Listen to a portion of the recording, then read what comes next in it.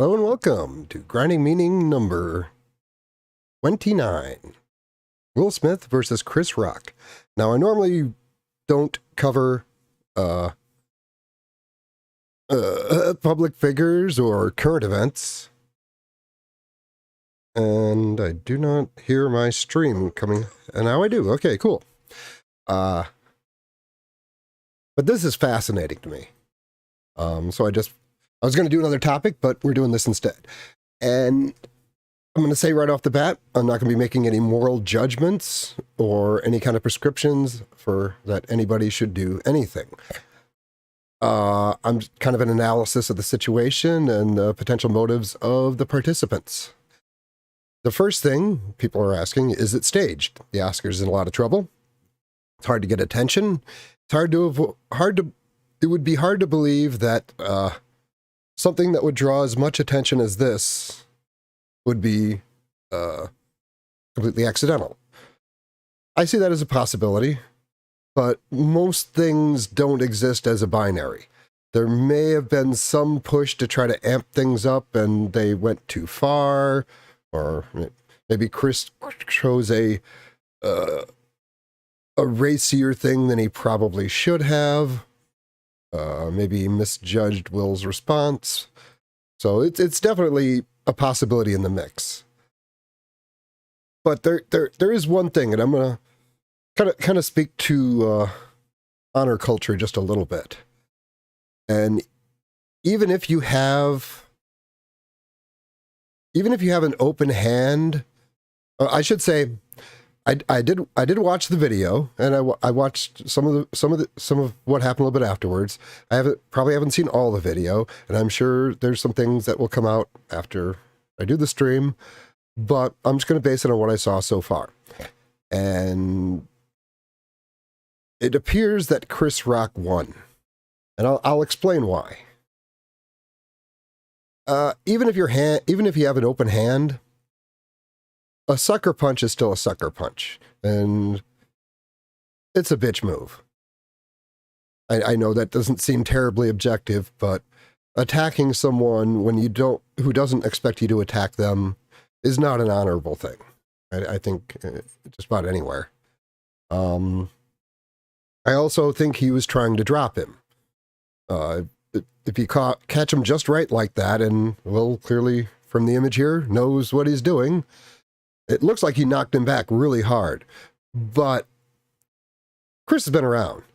And once he saw the posture shift and him start moving, he started swinging back. So a lot of what looks like it was just an impact that knocked him back was actually Chris absorbing the blow. And hitting somebody with their hands behind their back, that's not viewed very positively by all that many people. And Chris completely stayed on his feet and kept his composure afterwards. So, whereas Will Smith appears to sort of be in tears after sitting down. And the real kind of crazy thing was, he's a really good actor, so as he was walking back, he knew the cameras are all going to be on his face. So he's like smiling like maybe it's a joke. But that's the actor. He couldn't keep it up. And I imagine, well, I would imagine that his wife probably was not appreciative of this. Of course, I don't know her, couldn't tell you. Defending your woman's safety is different from defending her honor.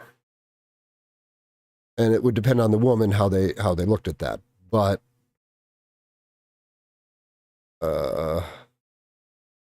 I can't imagine too many people saw this as an honorable thing that Will did, but maybe I'm entirely wrong.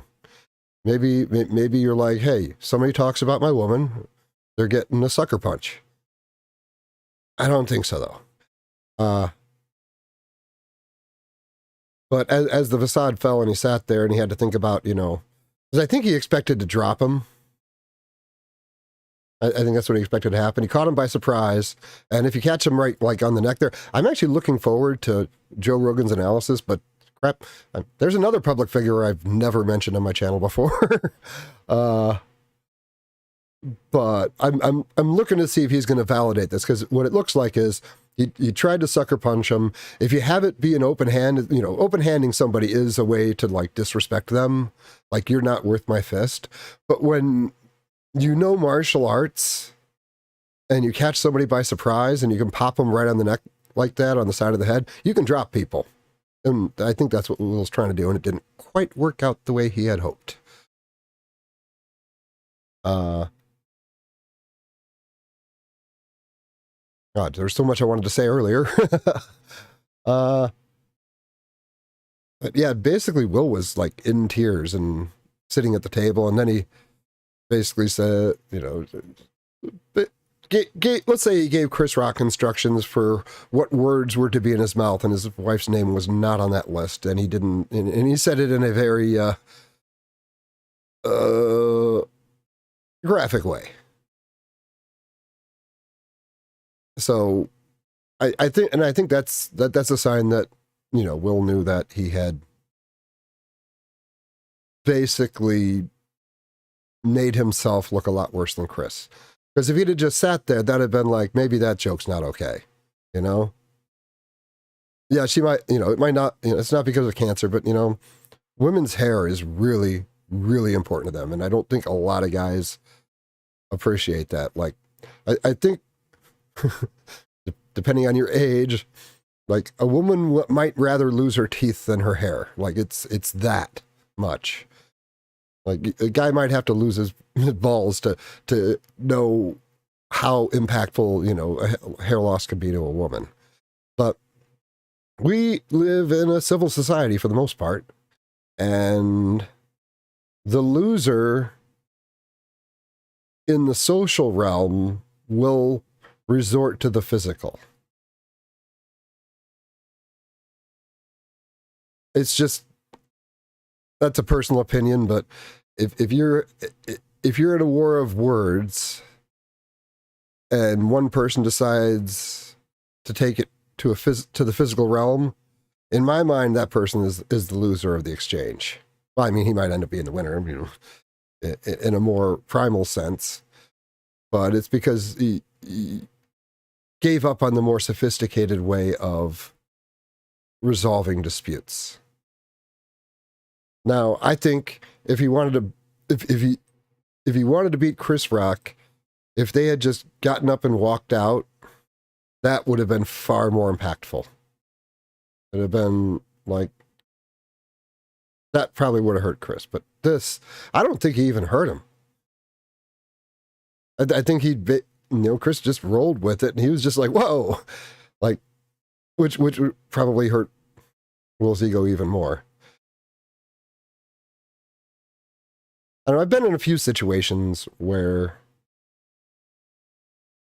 someone gets really upset and they decide to make things physical. And it's funny, there was the topic that I was going to do tonight had to do with, it was related to social aggression and the abstraction of online communications. And there is a great video, and if you search fence fighting dogs funny, you probably find it. And there's about a dozen, I don't know, maybe 5-6 dogs on each side of this. It's actually a gate, and they are just sounding like they're going to kill each other. It's like you would think, like, if that gate wasn't there, they'd be tearing each other to shreds. But it's actually an electric gate or a powered gate, and somebody hits the button and the gate opens, and as soon as the gate is no longer in between the dogs, they all lose interest. It's like, humans are not that different from other animals. So if you don't actually have to take it to the physical realm, people will act a lot tougher. The classic internet tough guy. I guess that doesn't really relate to this so much, but I think the reason online communications is so toxic is because things can't resolve themselves. And it's also why, like, a lot of people, like, and normally my grinding meaning streams, I'm playing World of Warcraft or some other game. And it is interesting, the people that will, do raids with like lots of people where there are a lot of people online and everybody's talking, but there might be like one or two people. Now women, if they don't want to talk, that's a little different. But guys who don't want to talk, it's a little weird because basically it's always because they're trying to project an image of themselves that will be dispelled if they speak. Like, if you're like an angry, grumpy person and you've been that way for a long time, it's in your voice. If you're like an insecure person who's like really worried about stuff, like you can hide that in text. You can like kind of filter yourself. But if somebody can actually hear your voice, you can't maintain that. People know things about you you don't want them to know, which is basically, who you are. You can't. And even with voice online, people are still, you're not seeing the true them because you don't really see the true other person until you're actually physically in the same place with them. Because like text communication is like a really bad Xerox copy. Voice is better.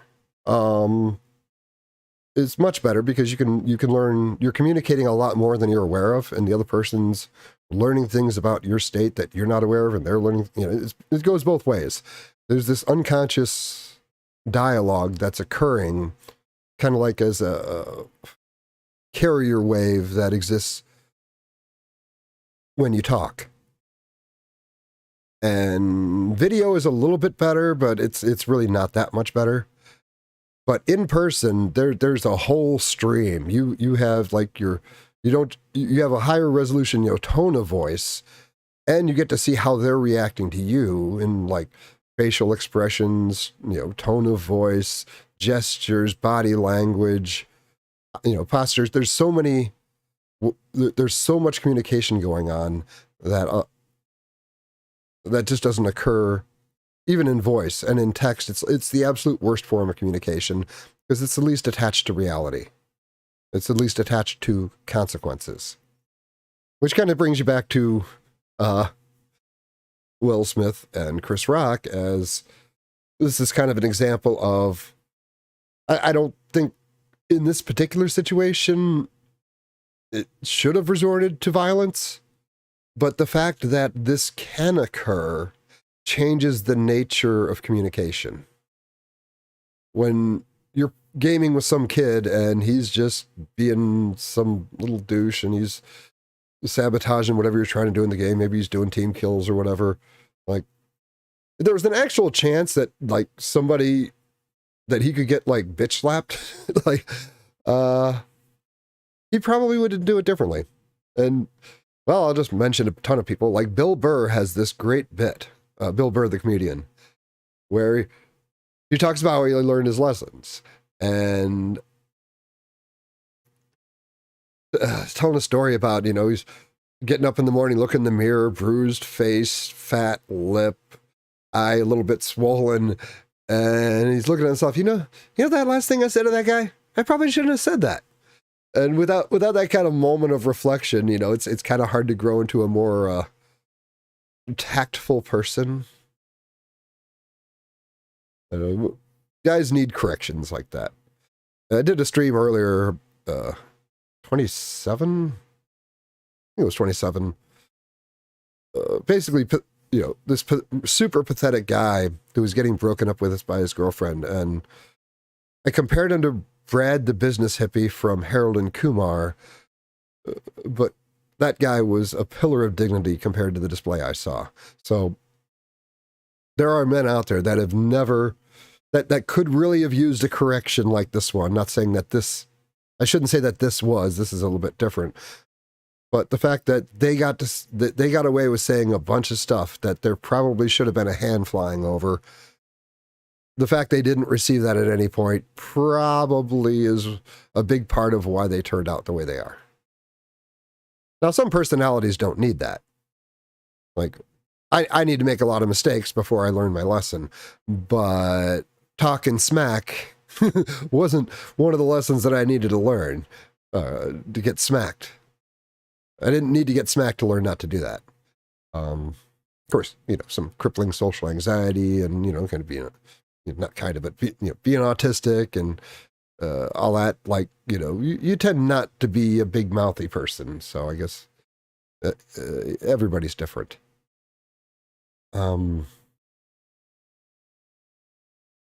Yeah, the thing is, it's too late for them to say it's a joke. After, Will told Chris, yelled up to the stage to keep his wife's name out of his mouth, and Will looking like he was going to cry. They're not going to be able to spin this as, hey, they were just doing a thing. I think that was, I don't think there was a plan. I think that a lot of times events are just a confluence of motives, and most of those motives people aren't aware of. Like the stream I was going to do was, well, one of them was consciously deliberate and unconsciously deliberate, because most of what we do, most of the decision process for what we do as we go through our day is unconscious. God, I reference it so much, but Jonathan Haidt's elephant and rider analogy is that the elephant represents your emotional, your unconscious, you could say your more primal side, and the rider represents your intellectual, self-aware, narrative-generating side. And the elephant makes the vast majority of your decisions, but the rider's the one telling the story to himself about himself and kind of acting like press secretary for the elephant. Last night I watched Of Mice and Men with Gary Sinise and, oh my God, that other amazing actor whose name is escaping me.